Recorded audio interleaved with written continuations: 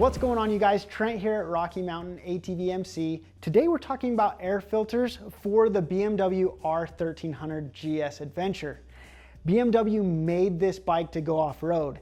Now, a big thing, when you're off-road, you're gonna be in that dirty air.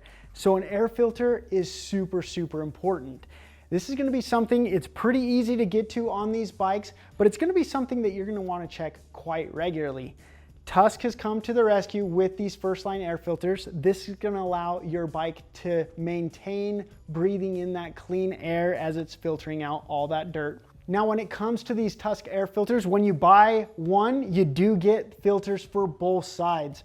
I did just throw in a set into this bike. Fit was on point. They fit just like stock, and they're gonna do a great job for you.